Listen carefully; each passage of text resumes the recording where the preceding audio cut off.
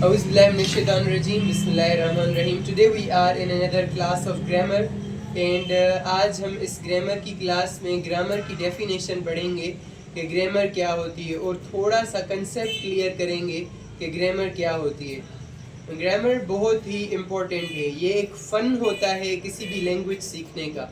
तो इसके जो भी रूल्स एंड रेगुलेशंस होते हैं उसे हम ग्रामर कहते हैं और अभी हम एग्जांपल के साथ सीखेंगे कि ग्रामर क्या होती है। हर लैंग्वेज में ग्रामर होती है, in every language there is grammar.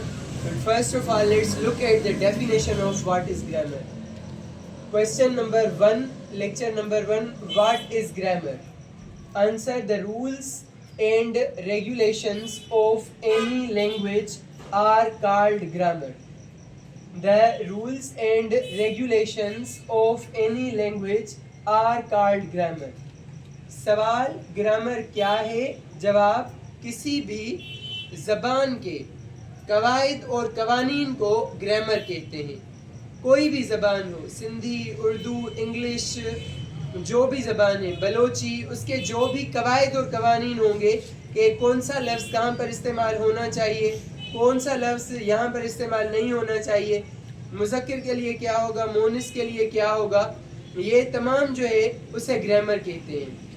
ये इसकी डेफिनेशन थी जो आपको याद करनी है और कंसेप्ट आपका इस लेक्चर से क्लियर हो गया होगा कि ग्रामर क्या होती है और इसके एग्जांपल सीखेंगे तो और भी क्लियर हो जाएगा।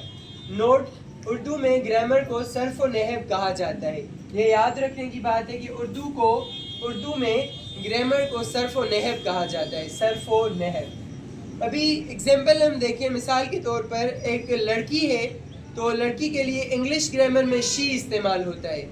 अगर इंग्लिश ग्रामर में लड़की के लिए हम ही इस्तेमाल करें तो वो जुमला ग्रामेटिकली इनकरेक्ट होगा, इसलिए ग्रामर सीखना बहुत लाजमी है। For example, I am here, ये ग्रामेटिकली करेक्ट है क्योंकि आई के साथ हम एम लगाते हैं एसएमआर में, टू बी वर्ब्स में। अगर हम यहाँ पर लगाएं आई इज हेयर, आई के साथ वर्ब गलत हो गया तो ये जुमला इनकरेक्ट हो जाएगा। ये करेक्ट है, आई के साथ एम लगता है, ये रूल्स के मुताबिक है। ये ग्रामेटिकली करेक्ट है और ये ग्रामेटिकली इनकरेक्ट है।